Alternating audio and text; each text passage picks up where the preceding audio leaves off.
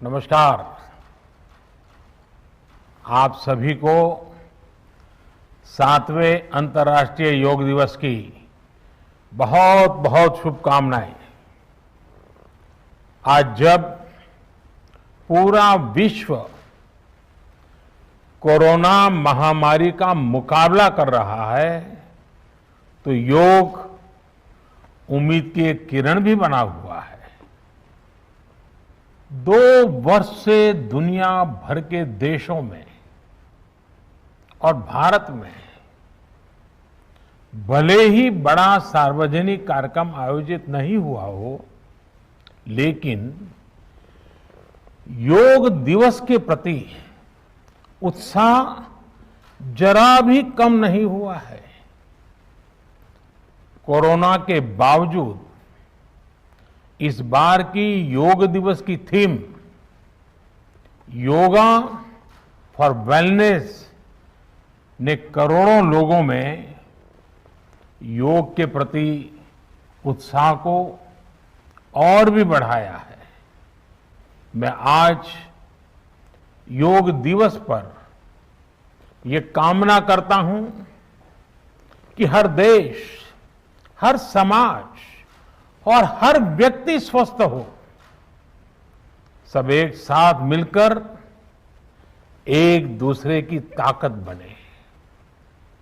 साथियों, हमारे ऋषियों मुनियों ने योग के लिए समत्वम योग उच्यते ये परिभाषा दी थी। उन्होंने सुख दुख में समान रहने, संयम को एक तरह से योग का पैरामीटर बनाया था। आज इस वैश्विक त्रासदी में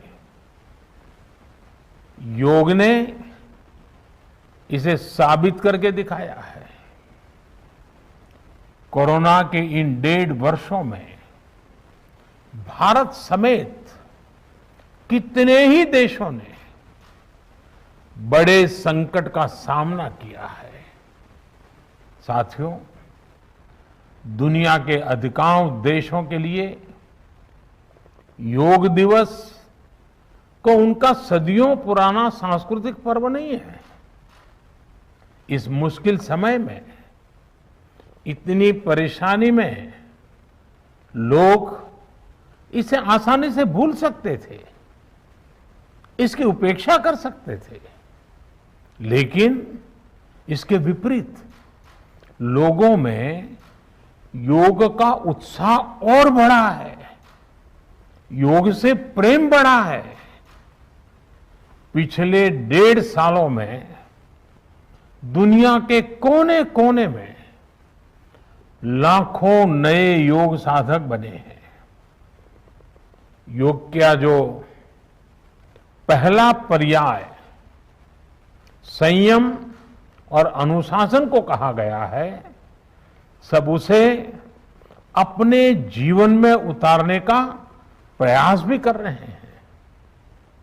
साथियों, जब कोरोना के अदृश्य वायरस से और इस अदृश्य वायरस ने दुनिया में जब दस्तक दी थी, तब कोई भी देश साधनों से, सामर्थ्य से और मानसिक अवस्था से इसके लिए तैयार नहीं था। हम सभी ने देखा है कि ऐसे कठिन समय में योग आत्मबल का एक बड़ा माध्यम बना। योग ने लोगों में ये भरोसा बढ़ाया कि हम इस बीमारी से लड़ सकते हैं। मैं जब फ्रंटलाइन वॉरियर्स से, डॉक्टर से बात करता हूं, तो मुझे बताते हैं कि कोरोना के खिलाफ लड़ाई में उन्होंने योग को भी अपना सुरक्षा कवच बनाया। डॉक्टरों ने योग से खुद को भी मजबूत किया और अपने मरीजों को जल्दी स्वस्थ करने में इसका उपयोग भी किया। और आज अस्पतालों से ऐसी कितनी तस्वीरें आती हैं जहां डॉक्टर्स, नर्सेस मरीजों को योग सिखा रहे हैं, तो कहीं मरीज अपना अनुभव साझा कर रहे हैं।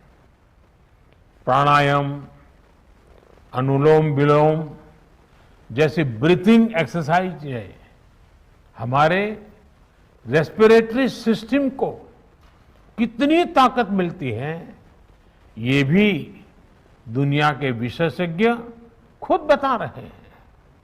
साथियों, महान तमिल संत श्री तिरुवल्लुवर जी ने कहा, नोई नाडी नोई मुद्दल नाडी हदु तनिक्कुम वायनाडी वाय पच्चयल। अर्थात अगर कोई बीमारी है तो उसे डायग्नाइज करो, उसकी जड़ तक जाओ, बीमारी की वजह क्या है ये पता करो, फिर उसका इलाज सुनिश्चित करो। योग यही रास्ता दिखाता है। आज मेडिकल साइंस भी उपचार के साथ साथ हीलिंग पर भी उतना ही बल देता है और योग हीलिंग प्रोसेस में उपकारक है। मुझे संतोष है कि आज योग के इस पहलू पर दुनिया भर में के विशेषज्ञ अनेक प्रकार के साइंटिफिक रिसर्च भी कर रहे हैं, उस पर काम कर रहे हैं। साथियों, कोरोना काल में योग से हमारे शरीर को होने वाले फायदों पर, हमारी इम्यूनिटी पर पड़ने वाले सकारात्मक प्रभावों पर कई स्टडीज हो रही है। आजकल हम देखते हैं कई स्कूलों में ऑनलाइन क्लासेस की शुरुआत में 10-15 मिनट बच्चों को योग प्राणायाम कराया जा रहा है। ये कोरोना से मुकाबले के लिए भी बच्चों की शारीरिक रूप में तैयारी कर रहा है। साथियों, भारत के ऋषियों ने हमें सिखाया है, व्यायामात लभते स्वास्थ्यम, दीर्घ आयुषम बलम सुखम, आरोग्यम परमम भाग्यम, स्वास्थ्यम सर्वार्थ साधनम। अर्थात योग व्यायाम से हमें अच्छा स्वास्थ्य मिलता है, सामर्थ्य मिलता है और लंबा सुखी जीवन मिलता है। हमारे लिए स्वास्थ्य ही सबसे बड़ा भाग्य है और अच्छा स्वास्थ्य ही सभी सफलताओं का माध्यम है। भारत के ऋषियों ने, भारत ने जब भी स्वास्थ्य की बात की है तो इसका मतलब केवल शारीरिक स्वास्थ्य नहीं रहा है। इसलिए योग में फिजिकल हेल्थ के साथ साथ मेंटल हेल्थ पर इतना जोर दिया गया है। जब हम प्राणायाम करते हैं, ध्यान करते हैं, दूसरी यौगिक क्रियाएं करते हैं, तो हम अपनी अंतर चेतना को अनुभव करते हैं। योग से हमें ये अनुभव होता है कि हमारी विचार शक्ति, हमारा आंतरिक सामर्थ्य इतना ज्यादा है कि दुनिया की कोई परेशानी, कोई भी नेगेटिविटी हमें तोड़ नहीं सकती। योग हमें स्ट्रेस से स्ट्रेंथ की ओर और नेगेटिविटी से क्रिएटिविटी का रास्ता दिखाता है। योग हमें अवसाद से उमंग और प्रमाद से प्रसाद तक ले जाता है। Friends, yoga tells us that so many problems might be out there, but we have infinite solutions within ourselves. We are the biggest source of energy in our universe. We do not realize this energy because of the many divisions that exist. At times, the lives of people exist in silos. These divisions reflect in the overall personality as well. The shift from silo to union is yoga.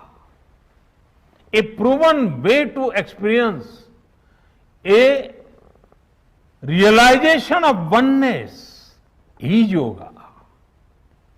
I am reminded of the words of the great Gurudev Tagore, who said, and I quote, "The meaning of our self is not to be found in its separateness from God and others, but in the ceaseless realization of yoga of union," unquote. The mantra of Vasudhaiv Kutumbakam, which India has followed since ages, is now finding global acceptance. We all are praying for each other's well-being. If there are threats to humanity, yoga often gives us a way of holistic health. Yoga also gives us a happier way of life. I'm sure yoga will continue playing its preventive as well as positive role in healthcare of masses. साथियों, जब भारत ने United Nations में अंतर्राष्ट्रीय योग दिवस का प्रस्ताव रखा था, तो उसके पीछे यही भावना थी कि योग विज्ञान पूरे विश्व के लिए सुलभ हो। आज इस दिशा में भारत ने यूनाइटेड नेशंस WHO के साथ मिलकर एक और महत्वपूर्ण कदम उठाया है। अब विश्व को एम योगा ऐप की शक्ति मिलने जा रही है। इस ऐप में कॉमन योगा प्रोटोकॉल के आधार पर योग प्रशिक्षण के कई वीडियोस दुनिया की अलग अलग भाषाओं में उपलब्ध होंगे।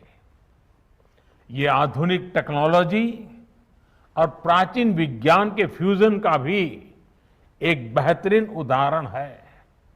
मुझे पूरा विश्वास है एम योगा ऐप योग का विस्तार दुनिया भर में करने और वन वर्ल्ड वन हेल्थ के प्रयासों को सफल बनाने में बड़ी भूमिका निभाएगा। साथियों, गीता में कहा गया है,